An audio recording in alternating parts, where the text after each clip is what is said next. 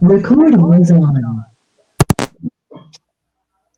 Buenas noches, chicos. Son las 8:09. Empezamos la reunión. Sí. ¿Cuál era el plan, tema? Principalmente era ver las requisiciones, creo, los requisitos que se tienen de campo. Los requisitos nos los nos lo iba a dar Flor, pero nos dio unos avances, ¿no? Que son ¿quién lo tenía? Creo que lo habías apuntado. Sí, el Word que estaba haciendo, ¿con eso podemos ver o te refieres a...? Creo que no tenía esa parte, o sea, indicaba sensores, pero no indicaba cuál específicamente. Tal vez claro. nos pueda nos repita cuáles son las cosas principales que se pueden medir. Ojo que estamos asumiendo empezar con 3, o sea, no es que se pueden medir un montón de cosas, pero ¿cuáles serían esas 3 variables principales? No recuerdo el orden, no recuerdo si eran, pero era CO2, temperatura y radiación ultravioleta, algo así. No sé si puedes hablar, Flor. Hola, ¿qué tal? Buenas noches. Buenas noches, Flor. Sí, he estado terminando un trabajo, recién me he desocupado. Sí, los parámetros que habíamos quedado era el CO2, la temperatura máximas y mínimas y lo que es la radiación. También estábamos conversando sobre lo que es el pH y la conductividad, pero bueno, eso todavía creo que está por verse y estamos viendo solo priorizar lo que es temperatura CO2 y radiación para el caso de invernaderos. Bueno, no sé en qué ya está en la reunión, pero bueno, yo los escucho. Estábamos empezando recién, no hay problema. La sesión se está grabando, en caso que alguno, aparte de los 6, quiera escucharla, la puede escuchar después. Consulta, ¿la humedad se va a medir? Sí. Hola, ya, sí, la humedad del suelo es importante. En caso de los invernaderos, no sé si está acá el ingeniero Arturo, que, bueno, es otro sistema, o sea, no necesitas suelo o no. A ver si no se puede explicar de repente un poco el ingeniero Arturo. Bueno, en invernadero tienes los dos casos, dependiendo de qué cultivo. Por ejemplo, si son lechugas no necesitas suelo, pero si, por ejemplo, es tomate, aguimanto, etcétera, sí necesitas suelo, entonces sí necesitas la humedad del suelo. Ok, ¿y en qué casos sí se requiere, en qué casos no, y durante cuánto tiempo? No, cuando el cultivo es, por ejemplo, lechuga, acelga, ese tipo de vegetales, ¿no? O verduras verdes, de ese estilo, que digamos el tallo es bastante delgado y cabe eso, o sea, todo hemos visto invernaderos y cómo están las plantas, ¿verdad? Entonces que no sea, por ejemplo, como decir la cebolla, que es una cabeza grandota que no va a caber en el huequito. Ahí no se puede cultivar la cebolla no puede ir en el invernadero. O sea, en la parte de hidroponía.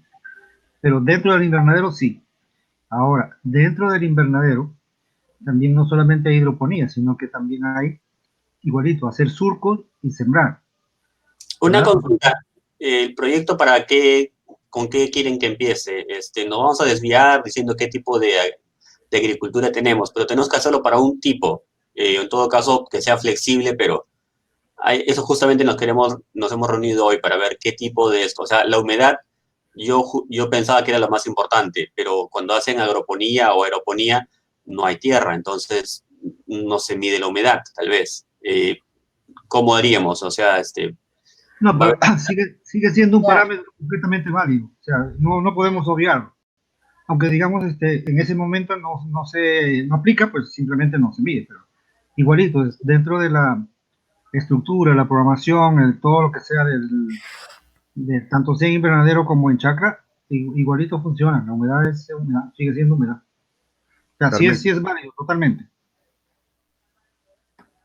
Sí, Sí, básicamente creo que el tema de humedad también dependería del tipo de cultivo que vamos a analizar. Creo que eso podemos definir hoy. Quiero que el ingeniero Luis Aliaga quiere hablar. A ver, ingeniero, por favor.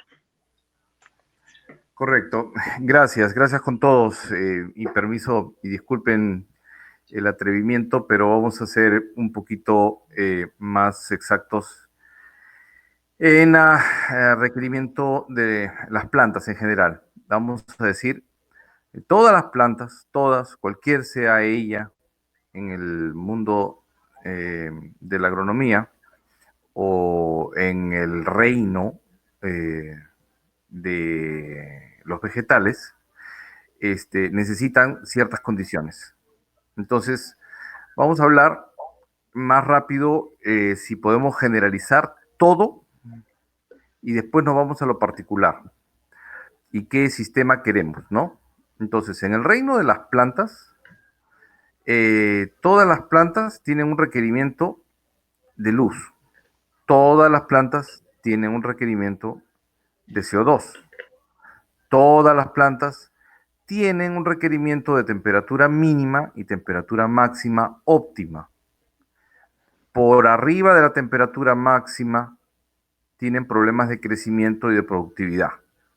Por debajo de la temperatura mínima tienen problemas de crecimiento y de productividad. Todas, sin excepción. Hay unas más eficientes, otras menos eficientes, y esto se estudia relacionado a la fotosíntesis. Entonces se dividen las plantas y bueno, es todo un rollo que no los quiero cansar con eso. Pero vamos, los parámetros básicos, lo que ustedes tienen que saber y manejar es que el reino vegetal se maneja por la fotosíntesis y la fotosíntesis está dada por una fuente de agua, ¿no? Porque las plantas succionan agua, pero por una fuente de nutrientes, ¿no? Se ha avanzado tanto últimamente, tanto, que se ha roto tantos mitos, ¿no? Que ahora ya sabemos, pues, que las plantas no están solas. Las plantas, o sea, el reino vegetal, ha hecho una alianza con el reino fungi. El reino fungi o fungi es otro reino totalmente diferente, ¿no? Como el animal o el mineral, ¿no? Totalmente diferente.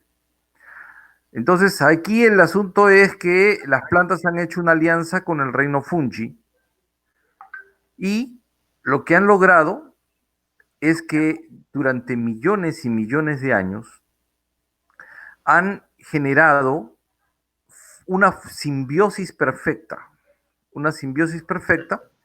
en la que los hongos le llevan los alimentos a la raíz de la planta. Vamos a decir que en teoría, y eso es un descubrimiento de los últimos años, las plantas no tienen raíces. Uf, qué barbaridad. Flor, mátame. Pero las plantas no tienen raíces. Los peles absorbentes son micorrizas, no son raíces. ¿Ok? Entonces, bueno, Una solamente... Sí, a ver, adelante. Pelos, vellos y que tenga o no tenga. ¿Qué medimos? Tenemos que definirlo. Ajá, ok. O sea, por eso quería yo ir de lo macro a lo micro, ¿no? O sea, ustedes quieren medir ciertos parámetros, pero esos parámetros están dados en relación a las necesidades de de un organismo o microorganismo que pertenece al reino de los hongos y otro organismo que pertenece al reino de las plantas, ¿no? Entonces, ambos requieren temperaturas mínimas y temperaturas máximas óptimas. Saliendo de eso, las plantas y los hongos van a sufrir las consecuencias de excesivo calor o de excesivo frío. Una consulta. Por ser Dígame. planta, ¿qué necesita? Por ser hongo, ¿qué necesita? Por ser planta, necesita CO2, necesita nutrientes, llámese toda la gama de micronutrientes y macronutrientes en los que está el nitrógeno, fósforo, potasio, y algunos ponen magnesio y algunos ponen calcio también en los macro, y lo demás son micros, partículas necesarias, pero que la planta no tiene la posibilidad ni la capacidad de absorberlas si no fuera a través de estos hongos. Bueno, entonces, hablamos de la humedad del suelo. Ok, la humedad del suelo tiene que ver en un sistema de suelo natural con una cantidad mínima deseable de agua en el suelo. Una consulta, ¿cuántas son las plantas que requieren, que usan suelo dentro de un vivero? Tengo entendido que algunas no tienen tierra, así que no podemos medir humedad.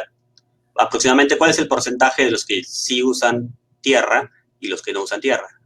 Ya, ok. A ver, aquí hay un mito y esto vamos a romperlo inmediatamente, ¿sí? Yo les llamo a la posibilidad de que ustedes abran en el YouTube, ¿no? Una página que se llama, eso todo el mundo va a poder hacerlo, es sencillísimo, ¿no? Es Disney, ¿no? Disney World en Tampa, Florida, ¿sí?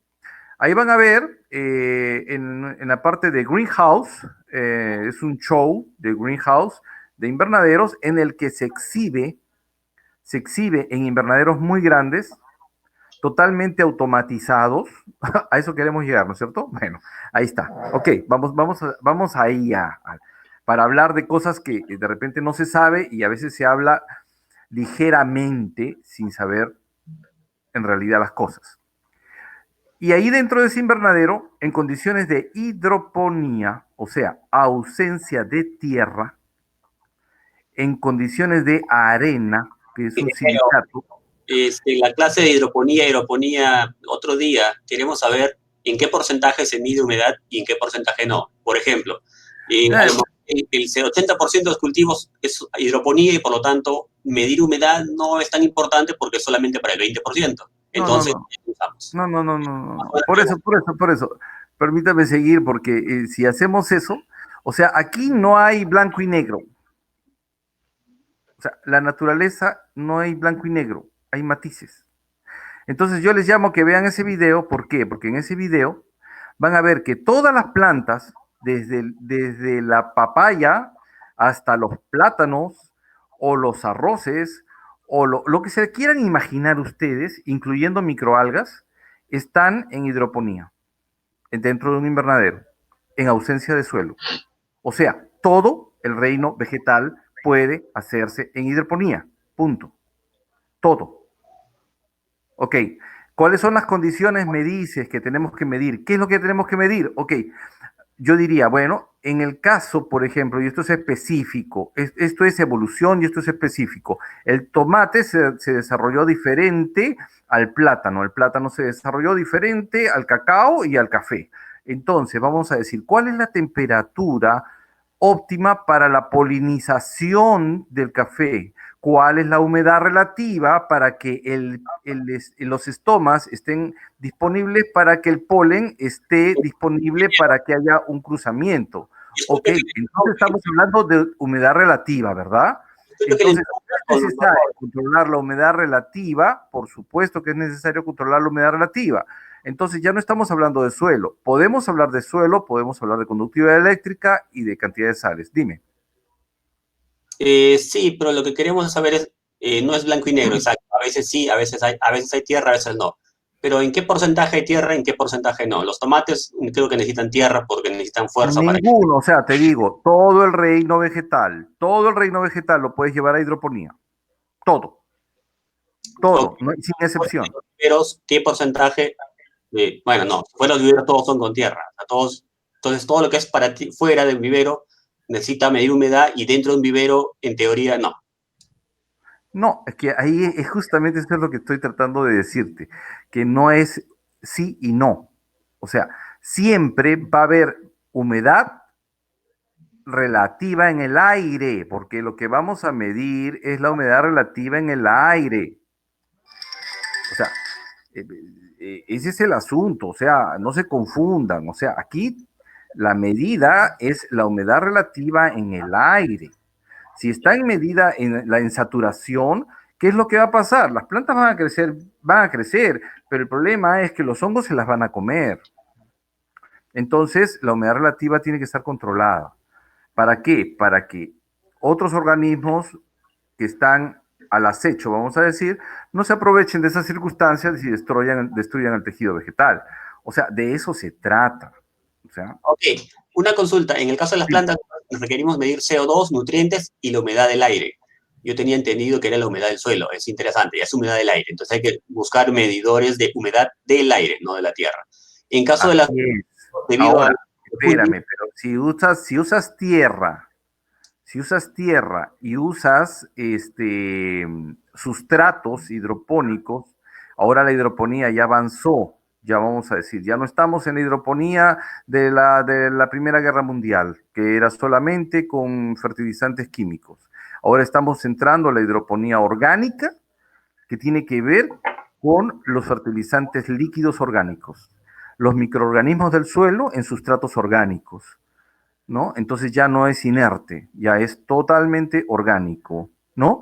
Entonces, ahí sí necesitas tú medir no la humedad del suelo, sino la cantidad de agua disponible en el suelo, que es diferente. Y ahí hay varios conceptos. Vamos a poner, bueno, si me gustaría dibujárselo si hay una pizarra aquí, pero imagínense XY, ¿sí? ¿Me siguen? En la parte alta de X, si trazamos una línea horizontal al nivel más alto, sería saturación, en donde nunca deberíamos de llegar, porque si llegamos a saturación, la planta se ahoga, ¿ok? Tenemos otro nivel más abajo, ¿no? Que se llama capacidad de campo. Esa capacidad de campo es la máxima capacidad de retención de cualquier, y repito, cualquier elemento que sea de soporte y que absorba agua. O sea, se llama sustrato en la actualidad, pero antes solamente conocíamos tierra, ¿no? Pero también se siembra en arena. Ok, y también en algún momento se hizo trabajo, si yo lo he hecho, en piedra. Se puede sembrar en piedra perfectamente, ¿no? Entonces, ahí tenemos que tenemos un parámetro que se llama capacidad de campo y un punto más abajo en el que nunca debemos de llegar. Nunca debemos de llegar. Se llama punto de marchitez permanente. Ese punto de marchitez permanente o punto de muerte, para que lo entiendan, es un punto en que si llega la planta a ese punto de agua, de humedad del suelo, de humedad del sustrato, de humedad, la planta muere, porque no tiene cómo absorber eso. Se muere. Entonces, ¿qué dice la ciencia del riego? ¿Para qué? Porque por eso necesitamos un sensor ahí. Para que no llegue al punto de marchitamiento permanente, tenemos que estar un 20% arriba de ese punto para nunca llegar.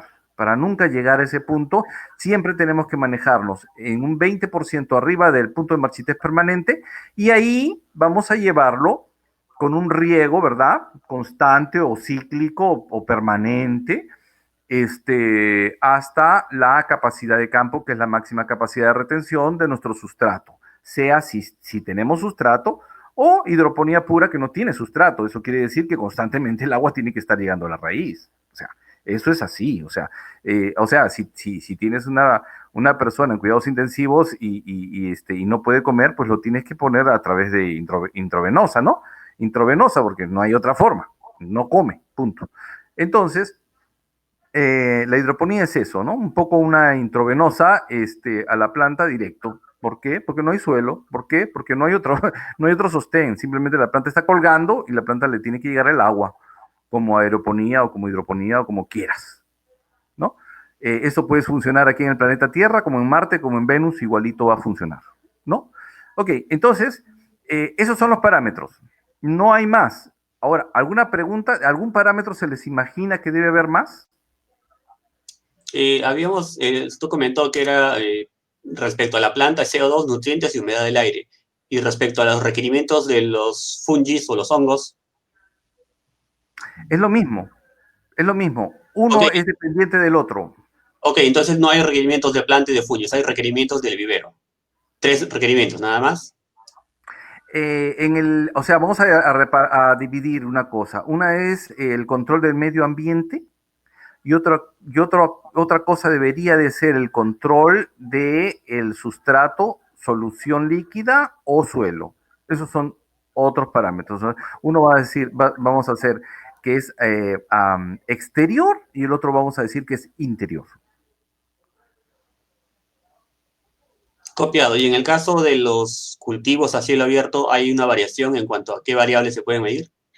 Sí, bueno, ahí lo tradicional, lo de toda la vida, ¿no? Se tiene que medir humedad en el suelo, ¿no? O sea, para justamente no llegar a capacidad, a punto de marchitez permanente y siempre mantenerlo, o siempre posiblemente, lo más posible, tenerlo en capacidad de campo, ¿no? Entonces, claro, pero siempre hay un desgaste, un consumo. Bueno, ese es uno. La otra es la humedad relativa del aire, ¿no es cierto? Eso es importantísimo porque, vamos a decir, si estamos en Egipto, ¿no? Y la temperatura está a 45 grados centígrados, sabemos que muchas frutas y muchas flores y muchas cosas no van a poder polinizarse. ¿Por qué? Porque la temperatura es tan alta que el polen se va a apelmazar, el insecto no va a llegar porque hay mucho calor y no va a salir, entonces nunca se van a encontrar, por lo tanto la flor se va a caer. Eso ya me pasó a mí en Estados Unidos también con maracuyá, por ejemplo, ¿no? Me encontré un cowboy que estaba produciendo maracuyá y yo me acerqué porque me llamó la atención. Oye, esa planta es de mi país. Así me dice, pero tengo un grave problema. ¿Cuál es tu problema? Le digo, mi problema es que la flor se cae al piso. Ah, le digo, bueno, te puedo ayudar, pero hay que estudiar a ver qué pasa ahí, ¿no? Y bueno, después de poco tiempo nos dimos cuenta de que la temperatura era alta, el polinizador no estaba, porque nunca llegó, porque hay un polinizador específico para el maracuyá y ellos no tienen ese polinizador, que es una mariposa. Entonces, como no tienen el polinizador específico, y nosotros sí lo tenemos, por supuesto, entonces todas las flores se causan al suelo. ¿Solución? Ok, entonces, esos son los parámetros, ¿no? ¿Alguna pregunta más? Creo que no. En todo caso, lo que podríamos hacer es ver cómo nos dividimos para buscar un mejor sensor para cada uno de esos 4 parámetros que hemos definido. No sé si los demás conozcan de esos parámetros y sepan si se puede medir. En el caso mío, lo que es nutrientes, yo sí conozco poco porque no he visto muchos. Los demás sí. Es relativamente fácil encontrar medidores electrónicos de esos variables. Bueno, ya está en el mercado. Sí, ¿alguien más conoce de los sensores? Disculpa, ¿mencionaron radiación solar? Por supuesto. Sí está anotado, ¿no, Luis? Se notó la primera vez, no ahora. Bueno, sin radiación no hay... Ok, vamos a romper otro mito. Me interesaría muchísimo que a ustedes les quedara claro una cosa, ¿sí? Los plásticos en el mundo se utilizaron desde la Primera Guerra Mundial, pero se conocen desde los jardines colgantes de Babilonia, porque los plásticos aumentan en saturación la cantidad de luz. O sea, la cantidad de luz en un invernadero es inmensamente más grande que en condiciones de exterior, ¿correcto? Entonces, por eso las plantas son muy eficientes dentro de un invernadero, porque la fotosíntesis se exacerba a niveles altísimos. Pero ¿cuál es la condición? Mantener la temperatura, porque si uno sabe que al aumentar la cantidad de fotosíntesis o de luz acumulada, el invernadero es un acumulador de energía. Entonces, al aumentar la cantidad de energía dentro del invernadero con luz, también aumenta en igual proporción la temperatura. Pero si podemos controlar la temperatura y mantener la concentración de luz la más alta posible, entonces las plantas van a desarrollar a una velocidad que ustedes nunca han visto. Se pueden parar frente a una planta y verla crecer así de fácil. Ok, una consulta. ¿Alguien de los presentes conoce de los medidores UV? Yo conozco de radiación. Creo que hay uno que mide radiación solar en general, que es, en general, hablando de electrónica, es luz. Y hay otro que es radiación solar UV, que mide cuánta radiación UV hay. A ver, Creo que es un solo sensor. ¿Alguien lo ha visto en algún lado y sabe qué protocolos hay para medir eso? bueno, déjame decirte que tengo años de experiencia en esto, por eso. Déjame decirte que en general, al principio se han utilizado las medidas en joules o en foot candles, candelas por pi cuadrado, para medir la cantidad de luz, ¿sí? Y ahora ya se está utilizando más comúnmente los megajoules. Es más universal ahorita hablar de megajoules, ¿sí? Entonces uno sabe que por encima de 200 megajoules las plantas hacen fotosíntesis. Por menos de 200 megajoules no se hace fotosíntesis. Entonces hay una disminución de la fotosíntesis y eso le pasa a los Países Bajos, por ejemplo, eso le pasa a Holanda, ¿no? Entonces ellos tienen que poner luces LEDs, porque no tienen suficiente cantidad de luz para hacer fotosíntesis. ¿Los demás, alguien conoce de los sensores?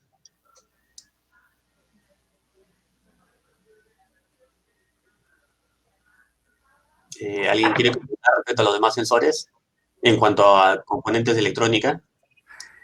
Mira, soy Arturo. Mira, en cosas de sensores hay un tema, que es el que uno es sensores para hacer pruebas, digamos, sensores de menor calidad. Y otro que sería como hacer un laboratorio para ver que todo funciona, que toda la lógica funciona bien, ¿no? Y otros sensores que sí hay que buscar, o no sé si buscarlos de una vez, que es los sensores que van a ir a campo. O sea, todos estos sensores no estamos hablando de ponerlos en un laboratorio y que funcione, ¿no? Van a ir a campo a cualquier parte de presión, temperatura, etcétera, ¿no? Entonces muchos son internos y otros son externos. Entonces, digamos, los requerimientos del tipo de sensor, que digamos no busquemos algo que sea muy, muy barato, ¿no? Pero ahí tenemos el problema, entonces, un poco de financiamiento también, ¿no? Copiado. Yo tengo entendido que los medidores de CO son, bueno, menos de $10, los baratos.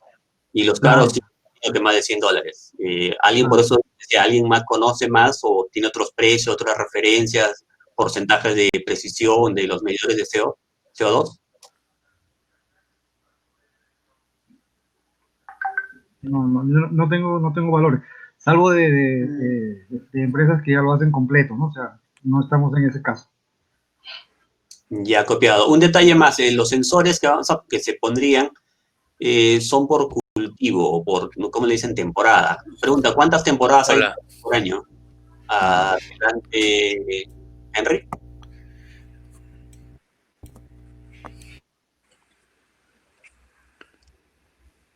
Creo que Henry quería hablar. Yo quería comentar sobre los sensores. Hay unos con los que trabajamos en el observatorio de Jicamarca, que esos sí son industriales y son calibrados. Son Davis. Individualmente sí podríamos comprar un UV o uno de CO2. Y estos Davis vienen con un data logger, pero igual se podría comprar solo el sensor y meterlo a un micro, ¿no? Para utilizar el sensor calibrado, industrial para campo y hacer el propio hardware, ¿no? Porque el kit completo de las estaciones de Davis está más o menos sus $2,000. Pero creo que ahí no te deja hacer mucho, es más todo cerrado a su plataforma, pero se podría usar esos sensores, que sí sé que son calibrados y son industriales y hay también proveedor nacional, ¿no? Claro, pero no creo que estemos hablando que alguien quiera pagar $2,000 por un sensor de CO2. Claro, no, digo, el kit completo de la estación está en $2,000. El sensor imagino que debe estar menos. Podría consultar los precios. Ya, Podría averiguarlos. Igual para empezar estamos hablando de sensores baratos que duran un año, o sea, es casi descartable.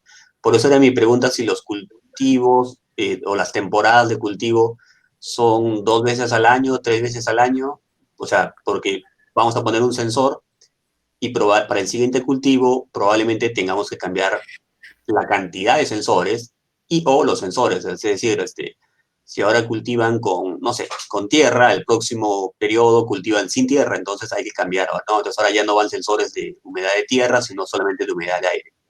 Entonces, con cada cambio de cultivo habría probablemente que cambiar sensores. La pregunta es, ¿cada cuánto tiempo hay que hacer ese cambio? Bueno, te puedo responder. A ver, en la actualidad ya se han roto muchos mitos. Normalmente en invernadero se produce todo el año, ¿sí? Entonces no se para, más bien nunca se para. En el caso, por ejemplo, del tomate, que es el más emblemático, ¿no? Se llaman cultivos interplanting o interplanteo.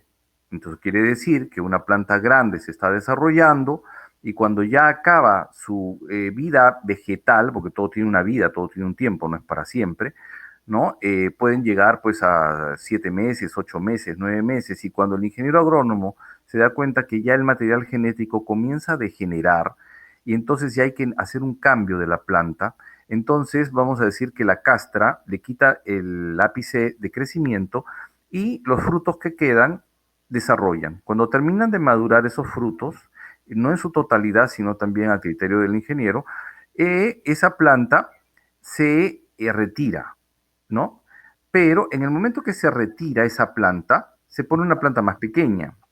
Pero ¿qué pasa? Porque a los lados también tienen plantas grandes, entonces no le permitiría la luz, ¿no es cierto? Pero hay una estrategia que se utiliza a través de unos cables y las plantas de los costados se echan, se acuestan hacia los costados, como en B, para darle más luz a la planta pequeña que está en medio.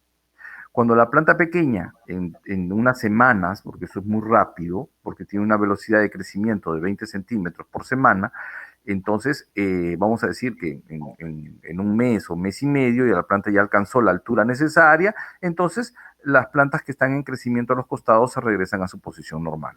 Y eso es producción constante. Lo que pasa es que en el Perú la información todavía no llega, pero eso es lo que está pasando en el mundo.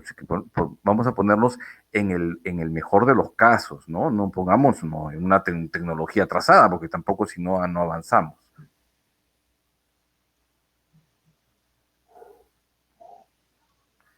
Ok, entonces 7 a 8 en ciertos cultivos. Los demás cultivos siempre son aproximadamente de 7 a 8 meses por cultivo. Depende de la especie, depende de la variedad. Normalmente las herbáceas, como los... A ver, ¿cuáles son los productos en esencial más manejados en invernadero y los productos que en el futuro se seguirán manejando en invernadero? El tomate, el pimiento y el pepino, ¿no? Son los productos estrella de los invernaderos, vamos a decir. Pero eso no quita de que también entran las fresas, de que también entran los berries en general, no discriminando ninguno, pueden entrar cualquiera de los berries por sus características muy deseables para la alimentación humana, ¿no? En el caso, por ejemplo, de las papas es diferente, ¿no? Porque es un tubérculo y eso va abajo, pero la aeroponía ha solucionado también ese problema, ¿no? Y también eso se puede producir todo el año, ¿no? Porque mientras una parte se está produciendo, la otra parte se está cosechando y se está cambiando. Entonces esto es muy dinámico. Y en general, igual pasa con las lechugas y con los cultivos de hoja, por ejemplo, que en Japón se hacen en domos, ¿no? Entonces hay un domo circular en el que en el exterior se cosecha y en el centro se pone la planta pequeña, lo que se llama plantín, ¿no? Y el plantín va creciendo, va creciendo, va creciendo hasta que llega a la periferia y es cosechado. Nuevamente la misma pregunta. Algunas plantas duran 7 a 8 meses. En general, o sea, algunas pocas duran cuánto, la mayoría dura cuánto y la mayor parte dura cuánto. O sea, para saber qué rango estamos hablando. Wow, esto es muy variable. Te puedo decir que la lechuga son 30 días, que el rabanito son 28 días, la lechuga son 30 días en producción, pero en el almácigo, en el plantín, son 30 días más. Entonces, en realidad, la lechuga son 60 días. El rabanito son 30 días desde que se siembra. Y hay productos cíclicos, por ejemplo, en el caso de los frutales, el mango, por ejemplo, es anual, ¿no? Pero tiene una ventana de producción puede ser 6 meses, ¿no? Hay tardíos y hay prematuros, entonces puedes abrir incluso la ventana más tiempo. Eso quiere decir que en 6 meses estás produciendo mango, pero los otros meses en el invernadero tienes que producir otra cosa, porque no vas a dejar de producir, ¿no? Entonces lo que hacían los chinos es agarraban los frutales que daban a una temporada, hacían que produjeran y cuando terminaba la producción los sacaban del invernadero, los metían en un almacén, sacaban el otro cultivo que ya estaba listo para producción y lo metían al invernadero para producción. Entonces hay temporadas de invierno y temporadas de verano, con uno u otro cultivo. Pero eso no se ve en el Perú, claro, por supuesto, pero vamos caminando. Copiado. Entonces hay unos productos de 30 días hasta 7 a 8 meses. Ese es nuestro rango. Entonces es muy variable. Y ya, entonces, es muy variable. Copiado. César, estabas pasando un link, creo que no se puede ver. Eso que estás pasando ahí es un sistema completo. A ver, me parece. Sí, pero te venden individual también los sensores. Y esos vienen calibrados. O los puedes volver a... Después de, por ejemplo, nosotros mandamos después de un año a mandar a calibrarlos otra vez. Ya, pero esa calibración ya es por un motivo más, me parece, si estás trabajando en el instituto, para el Instituto Geofísico, sí les piden ciertas normas de calidad y todo, y tienes que tener multímetros calibrados todos los años y todo eso. Me imagino que es por eso que calibras sensores. Para una planta me parece que no requieres ese tipo de calibraciones en cuanto a los sensores. Sí hay otros estándares en cuanto a calidad de producción y todo eso, pero no de sensores, me parece. Podríamos comprar sensores medianos, pero no calibrarlos todos los años. Creo que voy a hablar un poco. Lo que son las estaciones Davis son estaciones meteorológicas, sí, que tienen varios sensores incorporados. Sí, tiene que ser la calibración anual, justamente para que recopile la información. Estar en campo de esas estaciones siempre el mismo ambiente hace que se descalibre, inclusive las pajitas o los mismos animales que están ahí. Entonces hay que realizar un mantenimiento constante y la calibración sí es anual, inclusive 2 veces al año para que tener datos de calidad. Y no, por ejemplo, yo he participado en lo que es calibración de estaciones en Huancayo, por ejemplo. Lo que pasaba es que se cierra básicamente el pluviómetro, se puede decir, y ese mes no hay registro de agua. Es como si no se hubiera medido lo que es precipitación. Casi lo mismo es para las demás otras variables. Entonces, el tema de calibración es importante si se quiere tener datos de calidad. Yo había entendido que esos eran equipos para medición de agro, pero son meteorológicos. Ahí está más centrado con lo que es calibración. Ok. La pregunta es, ¿esos equipos pueden tener sensores para medir los parámetros que requerimos? Siempre. Casi siempre son sensores. Todavía no se ha encontrado alguna otra forma de captar la data y de procesarla, pero en el mercado existen sensores más sofisticados, menos sofisticados, más caros, menos caros. En Chile, por ejemplo, hay una empresa que es europea que tiene productos muy, muy caros, pero son para investigación y te miden hasta fotosíntesis, te miden tamaño de hoja, te miden asimilación de nutrientes, te miden una serie de parámetros, todo electrónicamente y creo que también se puede almacenar en un ordenador. Entonces, eso lo vi en una feria hace como 4 años, más o menos. Tengo un catálogo, pero desgraciadamente lo he prestado, en donde vienen todos los sensores que ustedes están necesitando. Pero voy a tratar de buscarlo, a ver si lo puedo conseguir en red, porque tengo por ahí el nombre, pero en la mente, y voy a tratar de ver si me acuerdo y les bajo la revista, porque tiene un catálogo muy bueno y es bastante extenso, y tienen todos esos parámetros y muchas otras cosas más que de repente no se les han ocurrido, porque ya hay otras cosas muy específicas en el crecimiento vegetal que también se miden. Un detalle, cuando mencionan que hay un equipo que ya hace todo lo que queremos hacer, surge la pregunta obvia, y entonces ¿por qué no se usa? O sea, ¿estamos tratando de hacer algo que no existe ¿O estamos tratando de hacer algo que existe, pero queremos mejorarlo en algo? Imagino que incluso lo típico en el Perú, bajar precio. ¿Por qué no?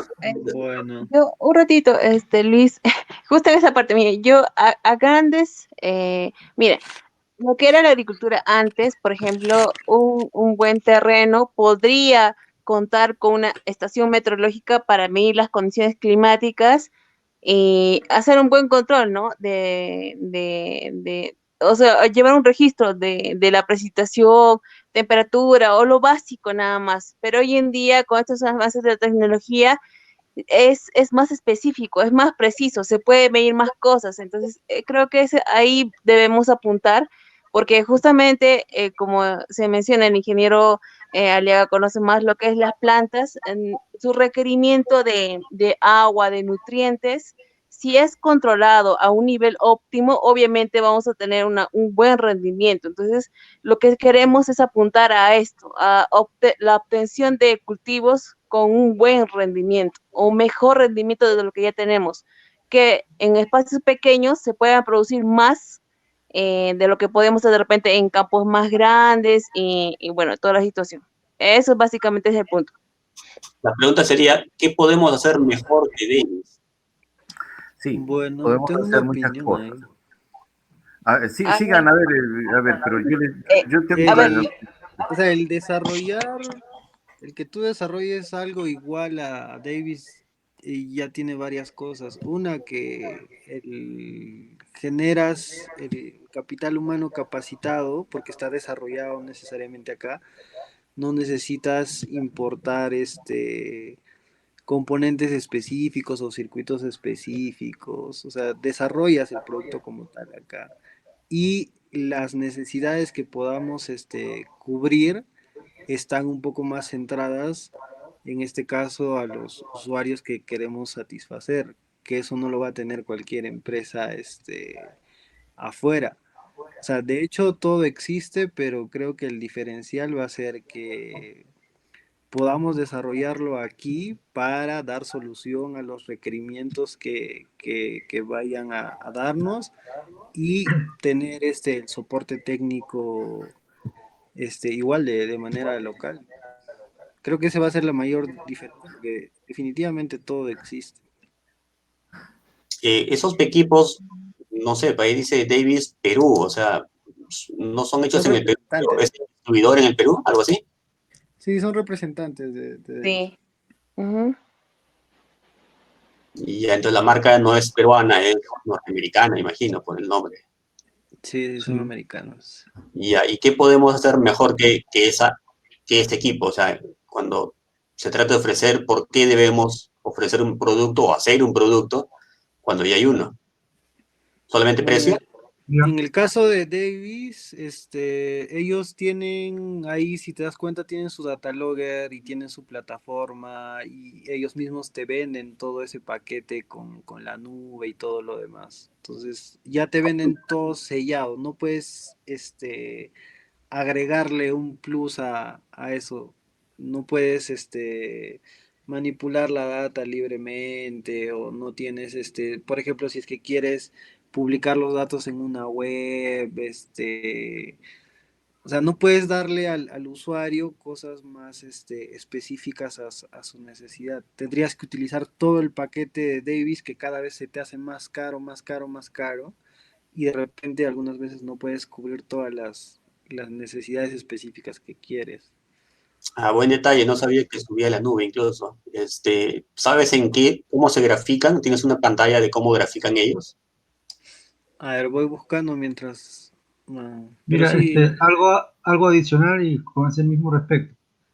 ¿Cuál es la importancia de que podamos hacerlo? Es básicamente aprender la tecnología, ¿verdad? Porque toda la vida no vamos a ser solamente importadores de tecnología. Digamos, entonces no tiene ningún sentido de que hay un montón de gente en las universidades esté estudiando, ¿no? Todos nosotros que estamos aquí en este momento, excepto Luis y Flor, que son de agronomía, pero el resto que es de tecnología, pues, si todo lo vamos a comprar, nada lo vamos a poder hacer, pues no avanzamos, ¿verdad? Entonces, por ejemplo, hay una empresa en España que se llama Libellum, que es como la libélula, ¿no? que tiene, no sé, cientos de sensores y todo lo que estamos hablando probablemente los tiene. Cada sensor de esos cuesta arriba de los $2.000, $3.000. Y ya es un kit, simplemente llegas y lo clavas en la tierra y él empieza a transmitir y te venden el servidor y eso es plug and play. Empieza a configurar tal cual como si estuvieras configurando una red en la oficina. Y tienes todo eso, y tienes sus conexiones a internet, y tienes, digamos, todo el Big Data arriba, y te hacen todos los análisis, y te rebota toda la información a tu celular. Y de ahí puedes interactuar con todo. Todo eso ya existe. Obviamente el costo es altísimo, pero ya existe. ¿Qué podemos hacer nosotros? Simplemente ver lo que hacen otros, importar y poner a funcionar. O sea, por decir, vamos a inventar la rueda si la rueda ya está hecha. O sea, en ese sentido no tiene sentido. Pero, ¿por qué no lo hacemos nosotros? Si, por lo menos, así, no es que justificamos, sino que tenemos que aprender tecnología, primero, como decían los chinos, como hicieron los japoneses, ¿no? O sea, la tecnología, ¿quién la inventaba? Alemania y Estados Unidos. ¿Quiénes se la copiaban? Los chinos y los japoneses. En un momento los chinos y los japoneses, de tanto copiárselo, entonces los igualaron y después los están superando. Ese es el proceso. Si nosotros no empezamos siquiera a traerlo, a estudiarlo, a hacerlo nosotros, mejorarlo, de acuerdo a nuestras condiciones, y luego ya pensar en, podemos hacer tecnología también nosotros, quizá más específica, quizá mejor. En el camino se irá analizando y viendo todo eso, ¿no? Entonces, hay empresas que nacen de la noche a la mañana, inventan algo y inmediatamente se potencian rapidísimo. El crecimiento es enorme, ¿no? Antes eran supercorporaciones, ahora son grupos de amigos, grupos de ingenieros que se reúnen a hacer, encuentran algo, lo hacen bien, todo es multidisciplinario, traen a los industriales, los mecánicos, se arma el equipo, se arma todo eso y empieza a funcionar. Y luego consigues unos inversionistas ángeles y te potencian, ¿no? Entonces el mundo ha cambiado muchísimo, o sea, pero si no empezamos, jamás vamos a avanzar. Copiado, empezamos con las variables, entonces tenemos 3 a 4 que podamos usar. Creo que lo que deberíamos hacer es repartirnos quién puede averiguar los sensores. Y lo otro que creo que ya les había comentado, la idea era hacer los equipos modulares, no solamente porque los sensores son distintos, sino que a veces necesitamos, por así decirlo, ¿no? 2 temperaturas y una radiación solar. Y a veces necesitamos, no, una sola radiación solar, pero 3 temperaturas. No, a veces ahora necesitamos uno de UV, uno de CO2 y solo uno de temperatura. Entonces, es variable. Entonces, la idea sería hacer algo modular que nos permita manejar varios sensores a la vez. Entonces, Claro, la idea es configurar y que cada equipo o cada, por así decirlo, subnodo pueda trabajar independiente. Algo que yo quería preguntarles a alguien que conozca es, ¿a qué distancia está cada medición? ¿O a qué distancia va a estar cada medición? Es decir, si ustedes dicen que hay 2 temperaturas, ¿cuánto está separado? ¿Más de 1 metro? ¿Más de 5 metros? ¿Más de 10? A ver, no hay un conocimiento aquí. A ver, espérenme. Estamos hablando de que la temperatura máxima del tomate es un ideal, vamos a decir, ¿no? Voy a ponerlo en otros términos, mejor, ¿ya? O sea, el ser humano, la máxima temperatura en la que se siente confortable es 27 grados centígrados, 28 máximo, ¿sí? A los 29 comenzamos a sudar, a los 30 ya nos estamos sintiendo agobiados y seguimos con problemas, ¿ok? La mínima podría ser 16 grados centígrados, 17 grados centígrados, en el que no tenemos, vamos a decir, ni frío ni calor, ¿sí? Esas serían las condiciones óptimas para que un ser humano se desarrolle. Entonces, eso tiene que ver con la arquitectura, pues, ¿no? Bueno, otros temas. Pero si esto lo trasladamos a las plantas, entonces la temperatura máxima óptima para el desarrollo del tomate es 28 grados centígrados. La mínima es 16. Si bajamos de 16, el metabolismo de la planta comienza a bajar, comienza a detenerse. La fotosíntesis se comienza a detener, la asimilación de nutrientes se comienza a detener, todo se comienza a detener, hasta que se para la fotosíntesis. Es como si paráramos la empresa, la fábrica se para, ¿no? Entonces, lo que no queremos es eso. La máxima tiene que ver con el óptimo y la mínima tiene que ver con el óptimo también, pero el óptimo mínimo. Ese es el concepto, no hay otro concepto. Nuevamente, la pregunta es, ¿cuál es la distancia entre los sensores? ¿Es más de 5, más de 10 o más de 30. Es un solo sensor, que yo sepa. Ahorita lo tenemos funcionando en el invernadero y es un solo sensor que prende a 28 grados y que apaga a, creo que es 24, ¿sí? No, pero sí, lo que pregunta Luis es a qué distancia está por decir, del control, ¿no? Normalmente Ah, todos los sensores vienen con un cable de 10 pies, 3 metros.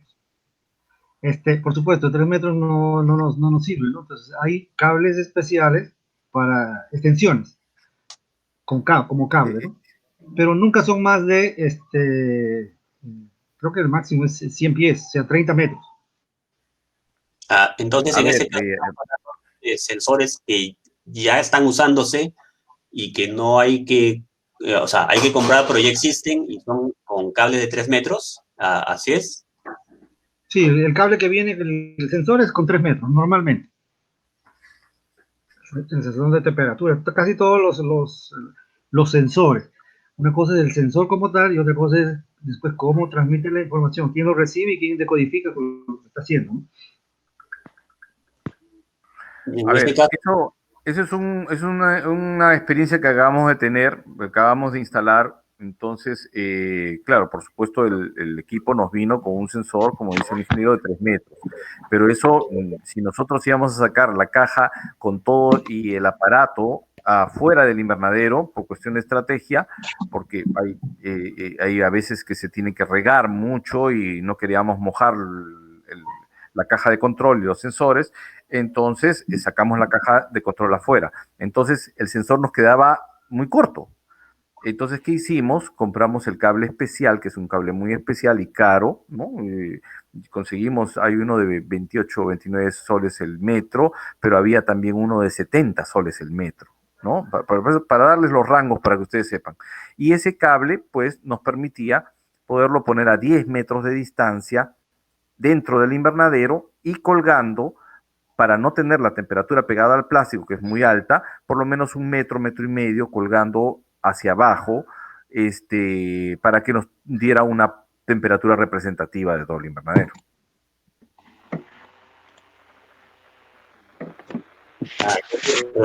hablamos de CO2, nutrientes y humedad, y ahora hablamos de temperatura.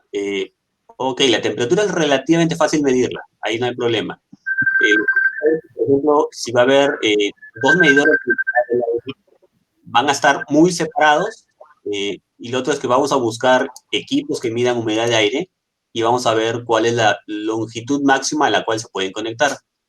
Hay unos medidores de aire que son relativamente económicos, son chiquitos sobre todo, eh, pero no pueden hacer mucha distancia. Ahí es donde tengo el problema. Habría que adaptar todo para llegar a una distancia. ¿A qué me refiero? Los medidores de humedad de aire básicos, los baratos, botan señal en I2C o I cuadrado C. Esa señal no puede ir muy lejos, entonces ahí hay que trabajar y ver cómo hacemos para jalar una señal que viene en I2C y traerla de un sitio que está a más de 1 metro, 2, o sea, I2C no va a dar más de 1 metro. Entonces hay que ver eso, mucho depende del sensor, pero por eso te preguntaba, ¿cuál es la distancia a la cual normalmente está el sensor de CO2 respecto a la central, por así decirlo? El sensor de nutrientes, ¿a qué distancia está? El sensor de aire, ¿a qué distancia va a estar? Y en todo caso, la humedad, la medición de humedad del suelo, ¿a qué distancia estaría? Y la de radiación solar, ¿a qué distancia estaría? Bueno, te voy a responder en base a la experiencia que tengo de los invernaderos en agroparques inmensos, muy grandes, que se trabajan en México y en Estados Unidos, en donde yo he trabajado.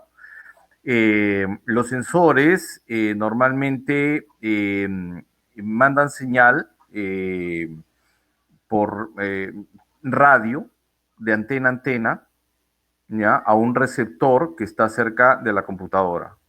Entonces, los invernaderos son 30 hectáreas, 40 hectáreas de invernadero, y para monitorear el número 1, que es una hectárea, vamos a decir, del invernadero 1, o el invernadero 30, o el invernadero 40, son 40 hectáreas, entonces la señal va por radio desde ese invernadero hasta la oficina, ¿no? En la oficina se toma la data por este equipo y se baja a la computadora, ¿no? Esto es lo que hacen los sistemas americanos desde hace muchos años, ¿sí?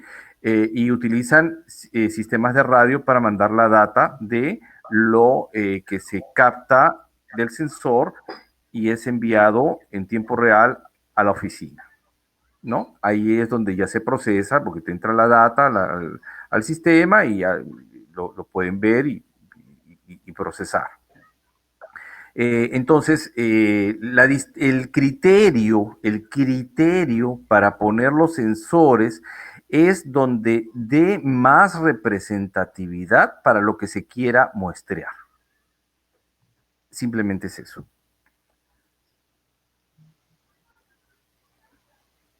Creo que yo lo otro idioma. La pregunta es del sensor o de la antena, por así decirlo, hasta los sensores, ¿qué distancia hay? Luis, creo que esto básicamente como son puntos específicos, ¿no? O como dice el ingeniero, tendríamos que verlo de repente ya en campo al momento de instalar. O no sé si ese dato lo quieres precisar ahora mismo o no sé. La pregunta sería, ¿todos van a estar a menos de 2 metros o todos van a estar a más de 2 metros? Va a depender de muchas condiciones, pero específicamente de la capacidad de transmisión del equipo que esté tomando la data de ese sensor. Normalmente, los japoneses, por ejemplo, ponen la estación meteorológica afuera para comparar la estación meteorológica que está dentro, pero la estación meteorológica que está dentro son muchos sensores que están ubicados estratégicamente en diferentes puntos del invernadero. No, claro, Luis, realmente, digamos, cuando es un invernadero pequeño, digamos, de 20 metros de largo por 7 de ancho, como el que tenemos instalado, digamos, lo que tú dices, la longitud del cable de temperatura debe estar en este momento como en 15 metros, ¿verdad? Copiado.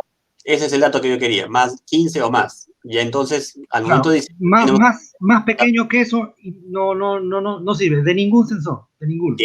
Correcto, ese es el dato que quería, porque al momento que diseñemos el sensor y el transmisor, hay que saber que están separados al menos 15 metros. Claro. Si estuviera más, yo pensaba que si están todos juntos y en un solo sitio y es menos de 2 metros, hay una solución que es fácil, que es una forma de conexión rápida. Pero si es más de 2, o como que dice usted, 15, ya, hay que pensar en otra forma de comunicación. Perfecto. Claro. Listo. No, y casi todo de repente tenemos que hacerlo, buscar los sensores inalámbricos, porque alámbrico va a ser muy difícil que, así como es, llegar a 100 metros, cuando ya se trata de hectáreas, ya esos cables no sirven. Definitivamente por ese lado no van. La pregunta sería si cada sensor va a ser un nodo, o si se centraliza todo y es los datos de un solo, o sea, me refiero, un invernadero sería un nodo, o cada sensor sería un nodo. Eso es lo que creo que habría que definir, porque si están muy separados, ya creo que vamos a tener que alimentarlo con batería, panel solar o algo distinto, porque si están separados ya no se puede alimentar con cable. Si no se puede alimentar con cable, hay que usar batería y radiocomunicación. Claro, digamos, que ahí es, digamos, el problema más costoso, es cómo le llevo la electricidad a cada uno de los sensores, o digamos, al amplificador, básicamente, ¿no? Entonces, venga a ser por radio, por microondas o lo que sea, pero les comentaré. El sensor realmente no tiene potencia. Les comentaré, en todos los invernaderos que yo he trabajado en el mundo, que son sofisticados, todos tienen energía eléctrica en cualquier parte del invernadero. O sea, uno busca una toma y va a encontrar una toma cada 30 metros, cada 40 metros va a encontrar una toma de corriente. El detalle sería ver cómo es en donde lo vamos a probar para... Claro, yo quisiera ver esa parte, el tema del sistema de abastecimiento de electricidad. Bueno, es que a nivel mundial, como dice el ingeniero Luis Aliaga, sí es cierto, son lugares donde ya los agricultores también están en otro nivel, tanto económico y en avances de tecnología, se puede decir, ¿no? En caso de Perú, que creo que todavía hay lugares que están en deficiencia, dependería de dónde lo vamos a instalar o dónde lo vamos a probar. Hay muchos lugares que sí cuentan con energía y muchos que no.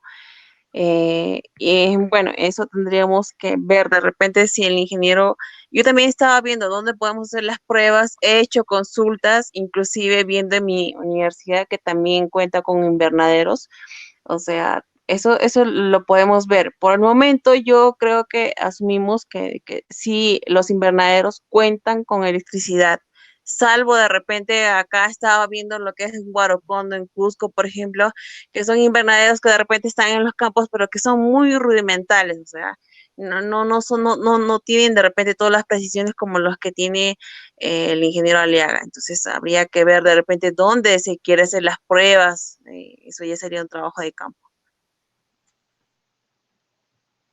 Disculpa, Flor, yo agregaría un poquito más. Yo diría que no es porque son los invernaderos del ingeniero Aliaga y esos tienen una tecnología mediana, sino que para llamarse invernadero tiene que tener flujo eléctrico. Para llamarse invernadero. O sea, esto es como decir, bueno, ¿qué se llama carro? Algo que tenga dos ruedas y se pueda mover. No, eso se llama carreta, ¿no? O triciclo, pero esto no es un carro, ¿no? Para tener carro tiene que tener motor y por lo menos correr a 30, 40 kilómetros por hora, mínimo para que ya, ¿no? Por lo menos, ¿no? Digo yo. Pero entonces, en niveles de tecnología hay muchas cosas que en el Perú no se pueden llamar invernadero. Sí, creo que le dicen fitotoldo, o sea, es algo más rudimentario conmigo, pero bueno, es que también ahora de repente podemos precisar, o como antes de repente comentamos con algunos compañeros ahí, o sea, ¿a qué público tú te quieres dirigir? O sea, ¿cuál es el objetivo? A veces eh, hay puntos creo que básicos que nos falta precisar, o sea, a qué público vamos a dirigirnos. Bueno, ya se ha dicho que de repente va a ser un poco más general, un modular donde se pueda adaptar para el tipo de cultivo, porque cada cultivo es un mundo, en realidad, cada cultivo tiene determinado clima, determinada cantidad de nutrientes, o sea, cada cultivo es diferente, entonces ahí también habríamos que precisar. Entonces, podríamos definir solo trabajar para lo que son invernaderos que cuenten de repente, en todo caso, con sistemas eléctricos. O sea, me parece bien también, porque empezar así desde cero también es más complicado. Entonces, por ese lado podríamos avanzar lo que son invernaderos, netamente invernaderos. Ujú. También les voy a mencionar de que esto está englobado en algo que se llama la industria de invernaderos. Y la industria de invernaderos en el mundo tiene ciertos parámetros. O sea, no se puede poner invernadero en cualquier lado. Por ejemplo, ¿cómo se desarrolló la industria de invernaderos en México en los últimos 40 años? En los últimos 40 años hubo un interés porque comenzaron a desarrollarse esos invernaderos rústicos que tú hablas y comenzaron a exportar inicialmente a Estados Unidos y a Canadá, ¿no? Productos de alto valor. Entonces, los holandeses, no queriendo perder sus clientes en Estados Unidos y Canadá, lo que hicieron es promover los agroparques logísticos en México y se fueron a México llevando toda la tecnología que pudieron, pero bueno, claro, hicieron un gran ridículo porque esa tecnología de holandesa no sirvió en México, pero la tecnología en México se adaptó.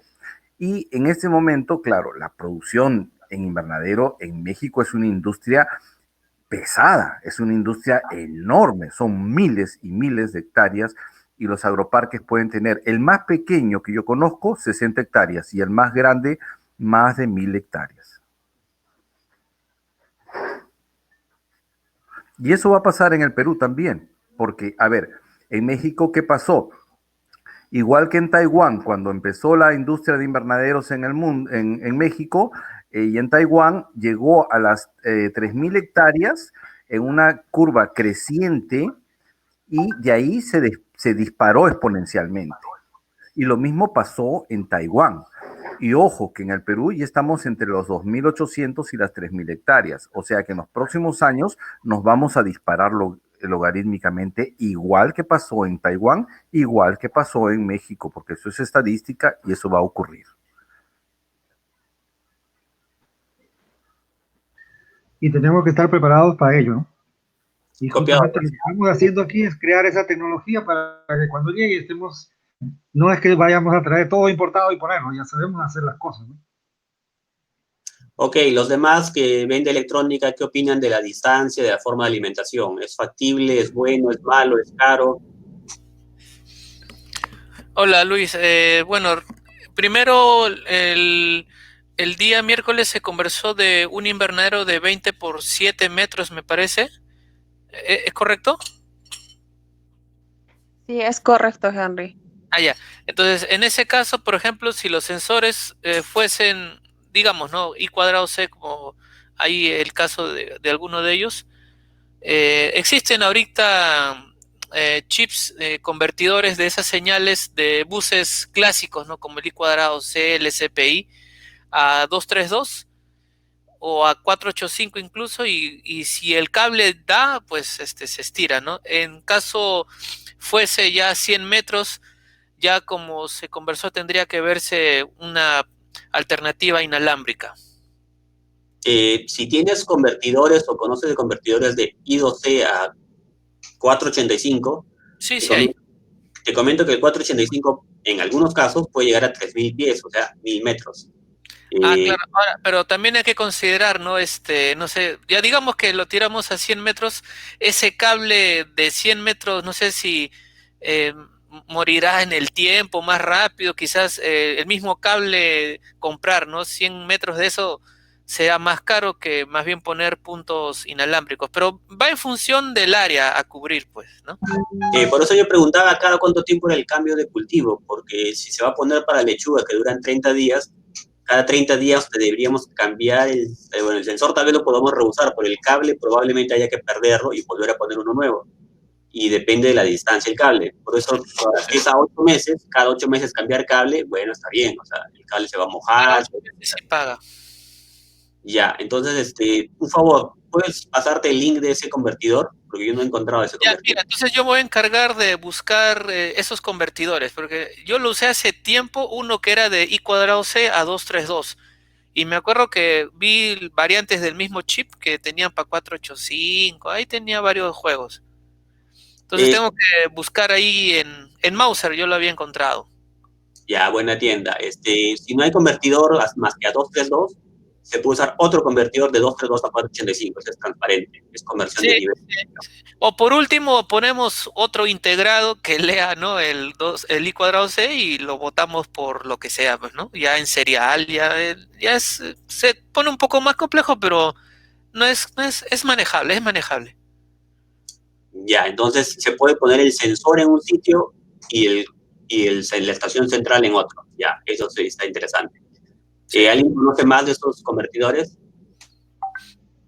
El otro que quiero averiguar es el de pH, que me parece que ese es el más caro de la lista, ¿verdad?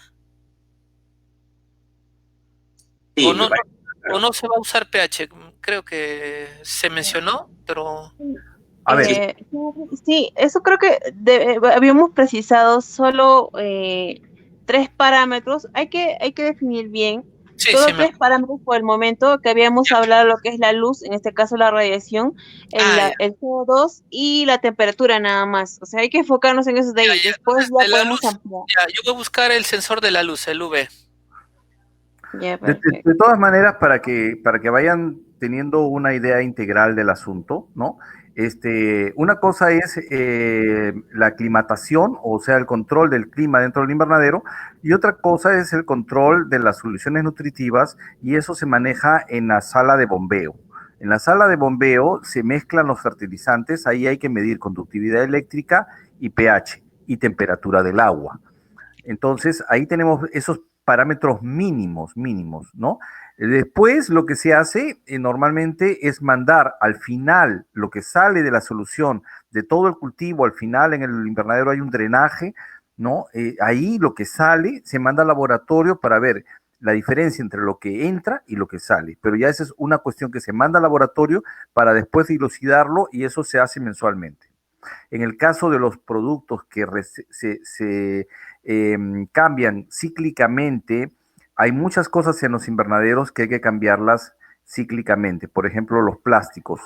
Cuando yo empecé en la industria de invernaderos, los plásticos duraban 1 año o 2 años. En este momento, la duración de los plásticos es de 4 años y vendrán otras tecnologías. Claro, esto está hablando de plásticos, porque el policarbonato, por ejemplo, que usan los holandeses, dura 20 años. Pero, de todas maneras, llegado el momento, hay que cambiar. Claro, es cierto que la tecnología de plásticos, recubrimiento, cobertura de los invernaderos es avanzado también. Inclusive lo han utilizado para lo que es el manejo de insectos y plagas. Creo que César quería comentar algo. Sí, quería comentar dos cosas antes. Si podrían compartir de repente una planta modelo o algo que hayan visto, o si es que ya hay una implementada acá, para la cual ver qué es lo que tiene, qué es lo que no tiene, cómo lo hacen, qué equipos usan. Eso al menos a mí me ayudaría a tener una idea más de lo que se debería lograr y al nivel que se debería lograr. Y se podría hacer igual escalarmente, ¿no? Por etapas, pero ya apuntando a ese modelo de invernadero. No sé si podrían compartir algún enlace, un video o algún nombre. Bueno, lo que está diciendo es muy interesante, ¿no? O sea, mira, yo tengo 25 años tratando de hacer eso. En el Perú han llegado muchos invernaderos. Desgraciadamente, los invernaderos que han llegado del extranjero han sido mal traídos porque no han pensado que venían a otro clima totalmente diferente. Entonces, por ejemplo, la Cayetano tiene un invernadero muy grande, chino, con tecnología, yo llamaría holandesa, muy alto, con mucho volumen de aire, muy difícil de enfriar, muy difícil y caro de calentar. Está en la costa, está en Santa María, cualquiera lo puede ir a ver, pero es un elefante blanco, no hay nada adentro, ¿no? Entonces, también en Ica, ¿no? Hay una de las empresas más grandes que produce plantas de uva, ¿no? Y también cometió ese error, ¿no? Se ¿Cómo trajo, se llama? se dice el pecado, pero no el pecador, ¿no? Pero bueno, sí les puedo decir, se llama Vivero Los Viñedos, ¿ya? Y este vivero trajo un invernadero de 1 hectárea.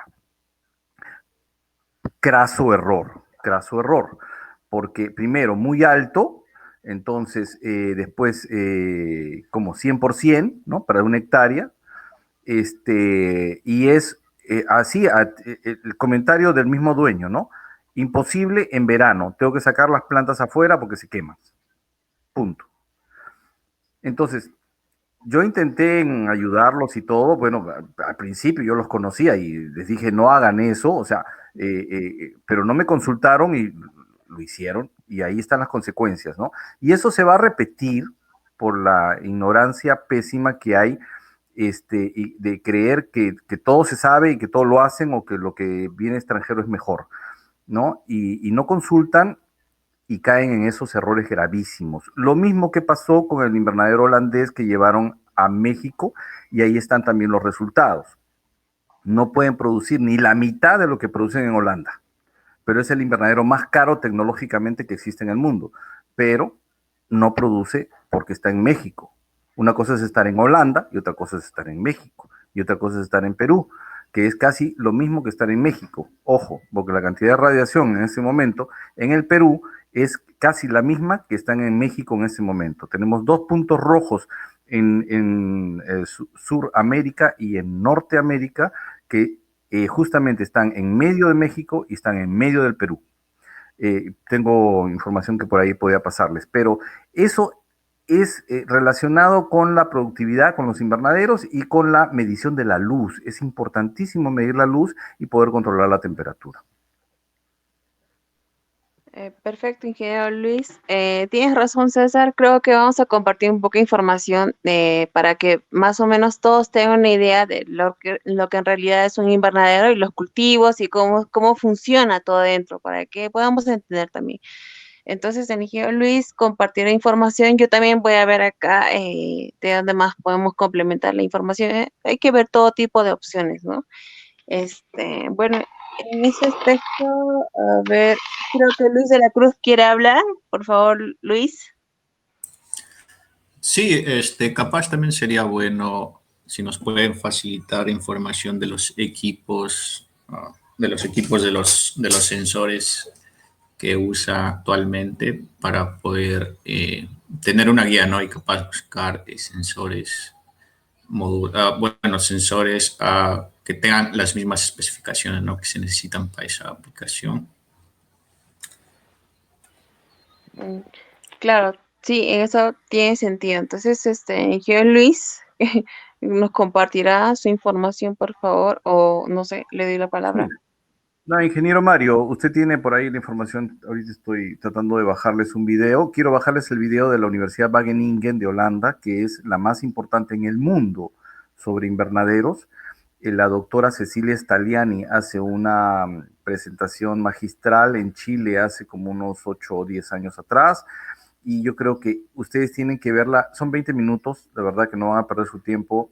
Es muy importante porque ustedes lo van a ver con otros ojos, con unos ojos electrónicos, queriendo medir todo, ¿no? Lo que la doctora va a decir que es importante, que se tiene que medir. Ya está. Sí, Entonces, sí. Yo voy a Ingeniero. compartirles la información que tenemos de los sensores que estamos utilizando en este momento. ya, perfecto, En este ingeniero momento Arturo. todo es analógico, ¿no? No hay nada digital. Bueno, digital sí, el sistema para poder activar, digamos, el sistema de enfriamiento ya es un aparato digital.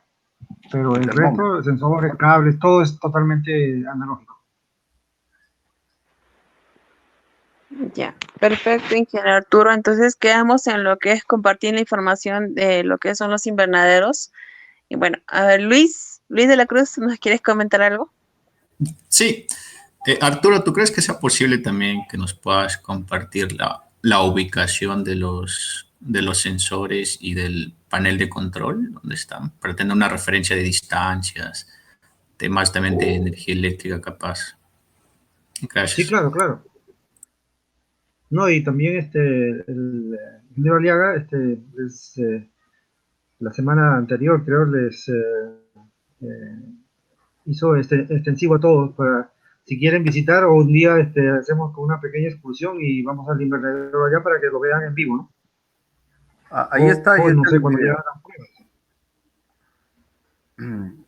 Perfecto. Ella es la doctora Cecilia Staliani de la Universidad de Holanda. No sé quién puso ahí el video, pero yo recomiendo que lo vean, ¿no? Porque ella maneja exactamente, después de una primera introducción sobre el agua, porque ella habla sobre el agua, pero después dice por qué los invernaderos son eficientes y cuáles son los parámetros, muestra una gráfica y ahí es donde se tienen que enfocar, porque es ahí donde tienen todos los elementos para jugar. Y no son muchos, ¿eh?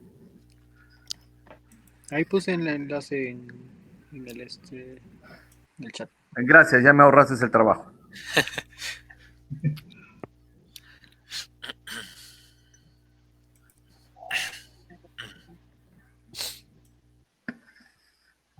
Ahora, si gustan, también hay bastante experiencia en México. Bueno, yo estudié en México, por si acaso, para que lo sepan ustedes, y conozco el tema de los agroparques. He viajado mucho últimamente y he recorrido la mayoría de los agroparques de diseño holandés, ¿no? Y la verdad que ahí he corroborado justamente todas mis hipótesis y por eso, porque he visto meter la pata en grande con millones y millones de dólares, eso es lo que no quiero que pase en mi país y por eso he regresado y he construido un invernadero pequeño. Pequeño, ¿por qué? Porque ahí hicieron la pregunta y por ahí no quedó respuesta, pero es esto, ¿no? nuestra orografía es muy, muy diferente y nuestros invernaderos están hechos más para la sierra del Perú, en donde los terrenos son con pendiente y no podemos tener muchos extensión de terreno como tienen en México y poder tener 100 hectáreas juntas, ¿no? Eso solamente pasa en la costa, ¿no? Claro, en la costa la gran agricultura, ¿no? Con toda la soberbia, jamás de los jamases, mientras exista esa generación, yo le llamo los dinosaurios que están en peligro de extinción, acaben con toda esa producción intensiva en la costa. Más bien lo que hay que hacer es llevar la tecnología a la sierra, que se puede hacer y empoderar a las personas andinas para... ese es mi sueño al menos, y se los comparto, para poder darles esta tecnología al menor costo posible, para que en una red de agroparques logística se pueda unir esa data y se pueda producir productos de alta calidad para exportación y poder tener toda una inteligencia de mercado, ¿no? Y toda la comunicación logística para que esté intercomunicada esta red que va desde Tacna hasta Piura, y que Tumbes, y que pueda ser sostenible para las familias andinas.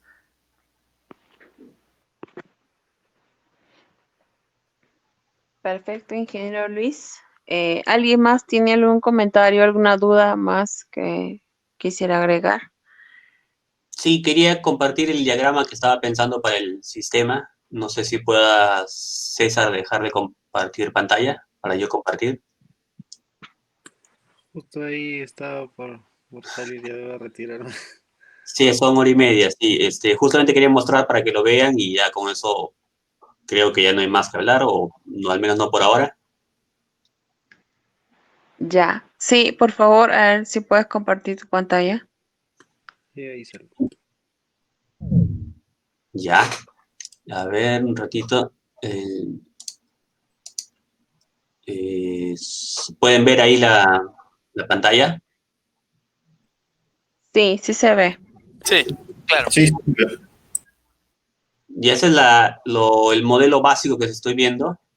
Es una tarjeta, obviamente de la comunidad IoT Perú, que tenga el módulo de comunicación con LoRa, Sigfox o XBee, que sea un módulo intercambiable. Es decir, si un día quiero LoRa, le pongo el módulo de LoRa. Si un día quiero Sigfox, saco ese módulo LoRa y pongo uno de Sigfox o uno de XBee. El microcontrolador va a tener Wi-Fi. La fuente de alimentación sería también cambiable. Si necesitamos que sea 220, fuente 220. Si necesitamos a 12 voltios, pues sería una bornera que conecta la alimentación. Pero bueno, o sea, es cambiable. En la misma tarjeta podría funcionar con 220 o con 12 voltios. Una parte para poner un real-time clock, que esa sí sería fija, creo, pero igual, siempre es bueno, igual. Estoy copiando más o menos el modelo de Colombia, que tiene un real-time clock que también se inserta. Y lo que todavía no me quedaba claro es las entradas y salidas, cuántas debería tener, o si es modular y poner, por ejemplo, un módulo para temperatura, un módulo para humedad, uno para ultravioleta y uno para CO2, y que tal vez sean intercambiables, que tal vez me permitan una distancia de 30 metros, tal vez sí, o sea, ahí va la parte todavía que falta definir. Luis, Dime. ¿qué opinas considerar una bornera para base de datos? Es decir, para poner ahí una memoria EEPROM, flash, porque de repente hay un momento no hay comunicación y digamos como para que guarde la data, ¿no? En el caso me estoy copiando del modelo Colombia que está a la derecha, Ajá. de casualidad el real-time clock casi siempre viene con la memoria SD. Ah, esos módulos que vienen, ya. Puede ser. La otra opción es, tú puedes grabar, pero la pregunta es, ¿y si no sale? O sea, si la información no sale porque este momento, justo esos 15 minutos, el Wi-Fi se cae. Ajá, exacto. ¿Qué haces? Ok, así tengas memoria. Si se cae el Wi-Fi, ¿qué haces? Entonces no hay forma. Hay algunos métodos que es transmitir, a ver, ¿cómo te digo? Transmites lo que ha ocurrido ahorita y transmites lo que ocurrió ayer a la misma hora. Dos transmisiones, no, dos datos. Claro, se establecería una cola, pero solamente digo dejarle ¿Qué opinas de dejarle el slot para luego, después ya adicionar, digo? Sí, pero Porque ahorita convendría más que nada lectura directa y para arriba, ¿no? sí, pero el RTC, claro, yo asumía que va a tener SD. Ah, Porque- ya. Pero ese modelo no lo he visto en Paruro, al menos, con SD card. En Paruro he visto uno que viene con EPROM, pero es poquito esa EPROM, no es mucha, no es mucha pero, densidad. pero el microcontrolador ya tiene memoria EPROM, no conviene poner una EPROM aparte, pero sí la SD sí conviene. El SD sí tienes ahí un montón para meter, pero... Ya, entonces voy a ponerle RTC y al costadito a la SD. Sí, separado, porque el módulo de SD sí es popular en Paruro. Sí, es ultra sencillo. Ujú. Dale. Capaz un slot para una batería, sí. Ahí está en la fuente. La fuente se considera que puede ser de la red, ¿no? De 220 o puede enchufarse ahí algo con batería. ¿Verdad, Luis? Sí, y es más, si quieres ser más específico, normalmente, y lo que yo pensaría es ponerle que la fuente de alimentación llegue y diga, oye, hay 12 voltios, perfecto, el controlador sabe que está con 12 voltios. Y una señal de entrada de 220 que te diga, oye, hay señal de entrada de 220, pero la señal de 220 también podrías indicar si es que se ha caído o no. O sea, Oye, su monitor. Sí, en buena idea. una especie de saber, oye, ¿estoy con batería o estoy con 220? En el caso que Ok. funcione ambas. Está bien. O sea, un poquito más avanzado todavía. Un ping más, como se diría. Sí. Sí. Bueno, el conector no me habría que definir, ¿no? En las entradas para DC. Copié de ahí, decía 3 pines de algo, puede ser 3 de 5, dependiendo de temperaturas, probablemente tenga 2 conectores para temperatura, y es que va a ser en temperatura y voltaje, no lo sé. Si es cuadrado, serían 5 hilos, o sea, es cambiable. Sí. Para que tengan una idea de cómo sería el módulo. Sí, Luis, una consulta. Dime. Indicadores, ¿va a ir esta placa? ¿Consideras ponerle? No lo he considerado, pero por la cantidad de humedad que va a haber, creo que no debería haber un display. ¿Te refieres a un display o a un LED? No, por eso, en general, no sé qué convendría. ¿O un buzzer, un LES? Y el buzzer nadie le va a escuchar. El LED sí, puede que el que vaya lo vea. ¿Que una pantalla LCD moriría, te refieres? Lo que pasa es que puede que el tablerito esté cerrado, nadie lo vea. No sé si sea obligatorio. Ah, no va a tener su ventana, digamos, para que por ahí se vea un display. Para que se vea la data, no. Para que se vea el El status, estatus del equipo, al menos para saber que está vivo, ¿no? claro. Lo que se puede poner sería una pantallita OLED, que son económicas. Bueno, no son económicas, pero son chiquitas y tienen espacio para varias cosas. Sí, más finitas su granulidad. Granularidad. Es bien importante, ¿verdad, Luis? Digamos, tenemos el sensor de temperatura, ¿verdad? Está midiendo. Y, por supuesto, está con corriente. Tiene que haber, después ya, él no solamente mide, ¿no? Sino que está mandando algo para que, digamos, en el panel de control estén enterados de qué está pasando. O sea, sí tiene que tener visualización. Claro, porque digamos, ¿qué pasa? Digamos en verano, por decirlo aquí, yo les comenté que dentro del invernadero está, o quizá en la sierra también es más todavía, está 20 grados arriba de lo que está afuera, o sea, hace un calor tremendo. Entonces, sí, el sensor está leyendo, pero nadie lo ve, y dígame que en ese momento falla el extractor. Entonces la temperatura empieza a subir a una velocidad increíble, ¿no? Si lo tienes ahí media hora, una hora, cuando te das cuenta, entonces ya sales corriendo y todas tus plantas están muertas, ¿no? Las cocinaste.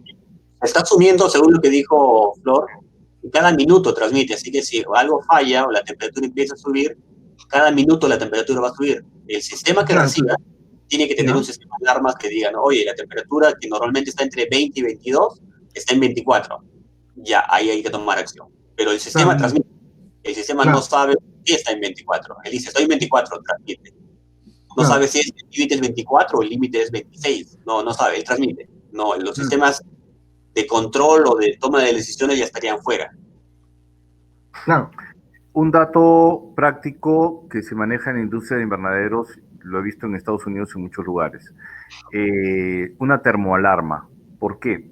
La termoalarma es una alarma sonora, ¿no? Que si sale de parámetro el invernadero por el motivo que ha dicho justamente el ingeniero, se va la luz o se quemó un motor, vamos a decir, se quemó un motor, es raro que se quemen 2 o 3, ¿no? Normalmente los invernaderos grandes tienen muchos extractores, pero si se quemara, la temperatura comienza a elevar, la termoalarma avisa a los operarios del invernadero para que tomen las medidas. Entonces, eso es importante, porque Por eso si no se dan cuenta... Se preguntó al comienzo cuáles son los parámetros, se quedaron que era, humedades, o no se quedó en que controla motores, en que vela esto, la refrigeración. Es básico. Y lo otro es, ¿se puede poner? Sí se puede. Pero con 3 parámetros no vale la pena. No, claro. Es simplemente para que sepan que se usa. Y empezar también para ver la parte sobre todo de la comunicación, ¿no? Que es al menos la finalidad del grupo. Exacto. Sí, ahora, primero quería, antes que se vayan, porque yo sé que ya es el momento, pero ahí les mandé algo sobre una empresa de tecnología de medición de plantas de la Universidad de Glen, en Estados Unidos. Esto está relacionado porque estos laboratorios siempre están relacionados a una universidad o a un centro de investigación. En este caso, yo les invito a ser parte de este centro de investigación porque así tendrían representatividad internacional. Y acuérdense de que nosotros tenemos ya algunos contactos y relaciones con la Universidad de Purdue, por ejemplo, en Estados Unidos, y que ellos tienen una gran facultad de agronomía y, por supuesto, tienen invernaderos también con Davis y otras universidades. También con el INTA y algunos centros de investigación en Brasil.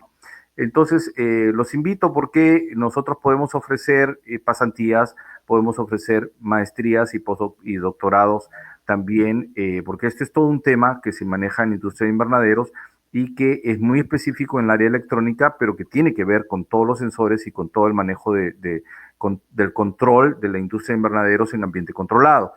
Entonces, es lo nuevo, es lo que viene, ¿no? Quizás estamos un poco atrasados porque recién estamos hablando de estos idiomas cuando ya los equipos ya están, los sensores ya están y todo, no es un hilo negro que vamos a tener que descubrir, sino vamos a tener que adaptar más bien a las condiciones nuestras toda esa tecnología y los felicito por el entusiasmo y los convoco pues para que formen parte de nuestros equipos y hagamos un trabajo de presentación de investigación porque hay fondos justamente para desarrollar esto y esos fondos conllevan también las pasantías, los doctorados o las maestrías también, ¿no? Gracias. Tal vez sería bueno poner el link del grupo de donde están viendo lo de CIATECNO para que las personas se puedan inscribir a ese grupo. Sí, el ingeniero Luis Aliaga, habíamos comentado de repente o sea, eso también falta un poco definir, porque me comentaba el ingeniero Luis Aliaga, por ejemplo, que para el proyecto de CIATECNO necesitamos también lo que es el compromiso en sí con CIATECNO para presentar estos proyectos, ¿no? Entonces, personas que lleguen de principio a fin y que logremos concretar esto. Entonces, para eso se pidió, creo que los CVs, los currículums, no sé si los que han enviado de repente al correo del ingeniero Luis Aliaga. El ingeniero Luis Aliaga tendría que integrar a estas personas, ¿no? Los que están formalmente comprometidos, ¿no?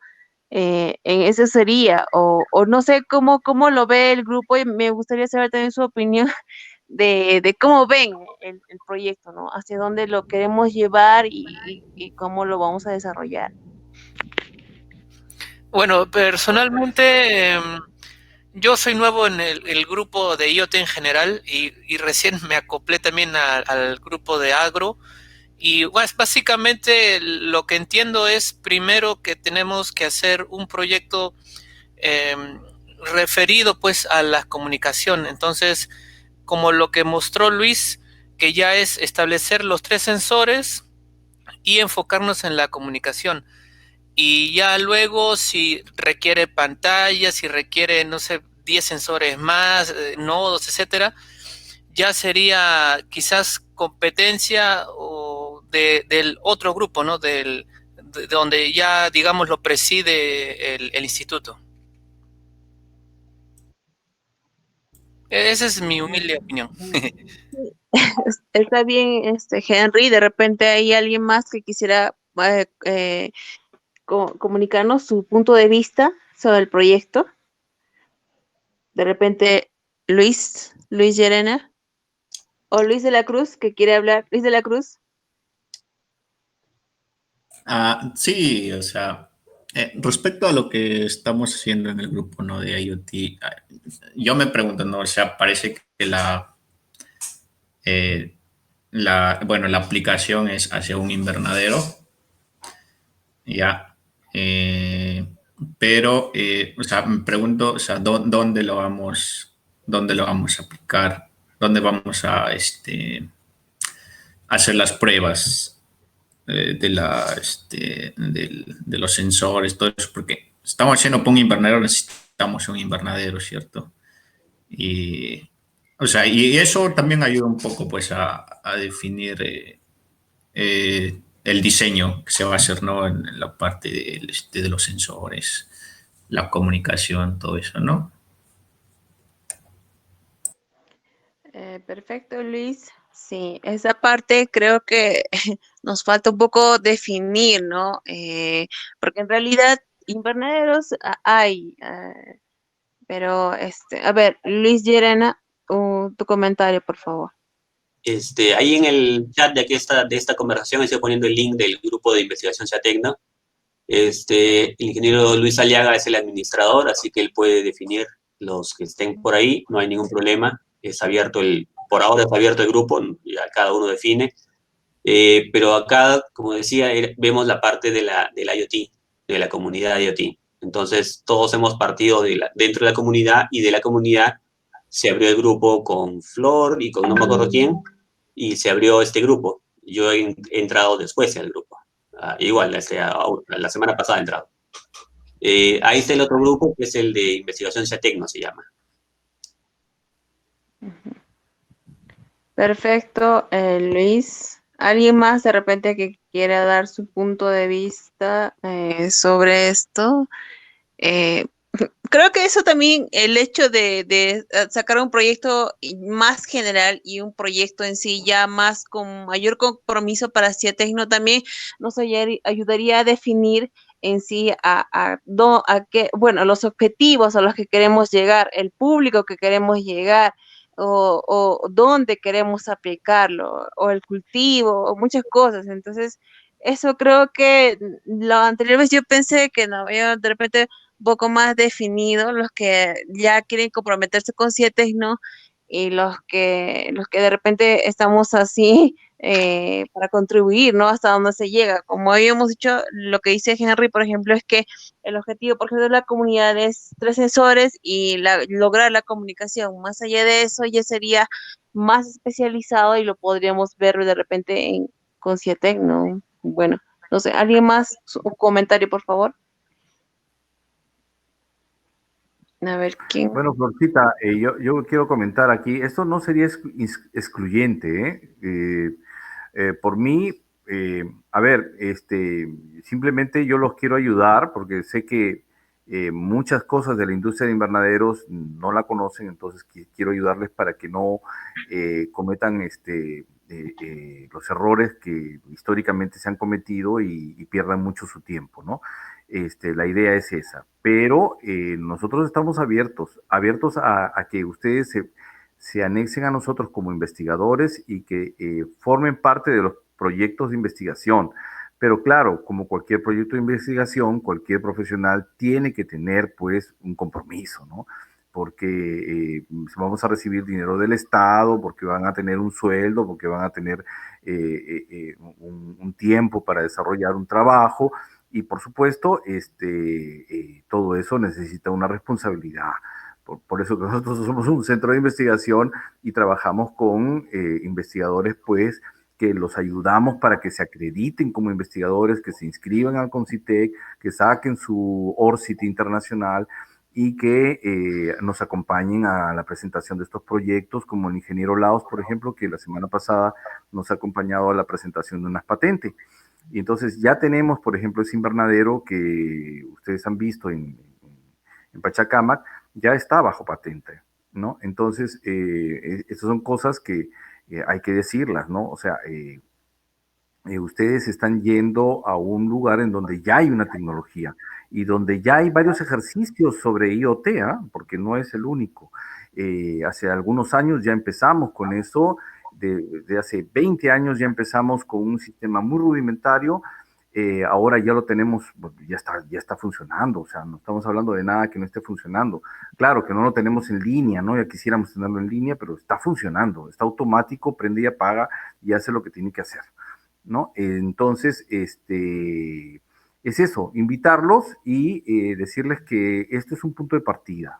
Hay mucho que hacer. Y después de la industria de invernaderos, les digo que ya ahorita nomás, ¿no? Empieza la industria 4.0, que es la industria en ambientes controlados. Ya no hay invernadero, murió el invernadero, se acabó el invernadero, y eso que en Perú todavía no estamos entrando en la época de los invernaderos todavía, digo yo todavía, aunque tenemos ya 3.000 hectáreas, pero de carretas. En el momento de la aparición del automóvil estamos nosotros en las carretas, igual estamos en los invernaderos, ¿no? En el momento de la desaparición de los invernaderos estamos haciendo pues cualquier cosa con 4 palos de fósforo y un plástico, ¿no? Eso no se llama invernadero.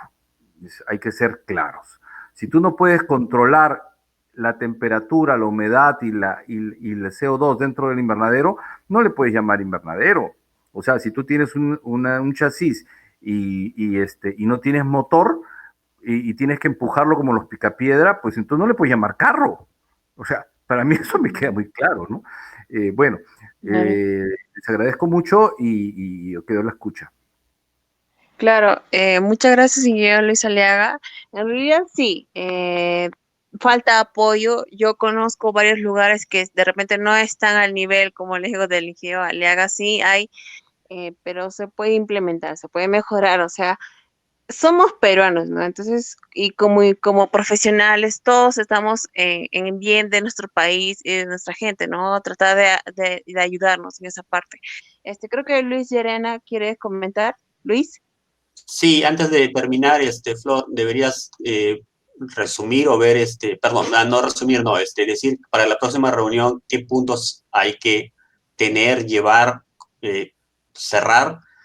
Y lo otro es, yo quería, bueno, ya por falta de tiempo, pero la idea era también ver o comprobar o tomar opiniones de qué sitio deberíamos usar para graficar las gráficas, poner las gráficas.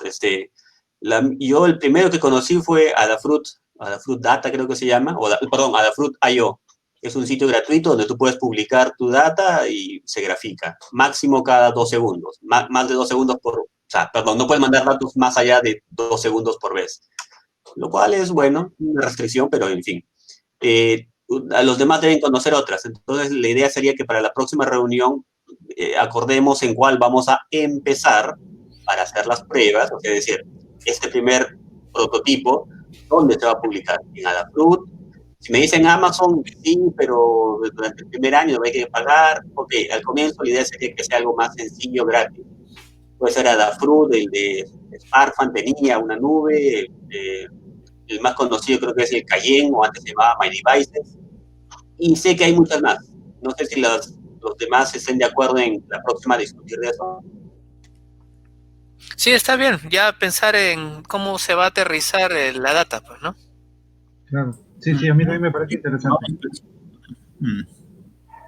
Ya, perfecto. En todo caso, miren, lo que vamos a quedar para la siguiente sesión es que ya tengamos una idea más específica en cuanto a costos, tipos, modelos, lo que son los sensores.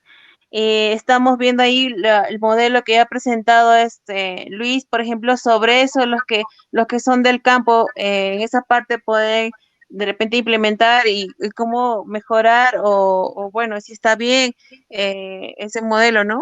Y también ver lo que estamos viendo, el tema de cómo publicar la información, dónde publicar. Entonces, son 3 puntos que estamos viendo. Ahorita estaríamos quedando el tema de los sensores en sí, el instrumento, el tema de ya de dónde publicarlo, Adafruit que dice Luis, por ejemplo, eso sería. Y bueno, ¿qué más faltaría? Bueno, seguir investigando, ¿no? No sé para cuándo estarán disponibles de tiempo, de repente el próximo viernes como hoy día es a la misma hora, o no sé, depende de la disponibilidad de tiempo de los demás que irán. A ver, si me comentan, ¿estaría bien de repente el próximo viernes a las 8 como hoy? Por mí está bien este horario. Sí, yo Ya, también opino lo mismo. Está bien. Está bien. Ya, Sí, yo también. ya, Arturo, Luis, ¿quién falta? Luis Llerena. También, dije también. Está de acuerdo, estoy de Ahí. acuerdo. Luis de Llerena, Luis de la Cruz. Bueno, los demás es que no han participado. El ingeniero Arturo, de repente usted sí normal, ¿verdad? Sí, sí, correcto. Ya, perfecto. El ingeniero Aliaga también, para que nos siga colaborando. Ya. Entonces a los demás se los comunicamos ahí en el grupo, lo publico ahora que estemos, y no sé quién ha grabado la información, creo que Luis. ¿Lo publicarás en el grupo o cómo o lo vas a subir al Drive de repente? No sé. Está en el Dropbox. Yo lo voy a tener, cualquier cosa me avisa y lo pasamos a una página web. O a YouTube. Ujú. Ya, perfecto. Entonces estaríamos quedando en esos 3 puntos. Yo igual lo voy a mencionar en el grupo para que podamos tenerlo en cuenta. Y bueno, nos vemos entonces el próximo viernes y ahí terminamos de conversar. Pues un gusto y bueno, que tengan buen fin de semana. Igual. Listo, hasta luego.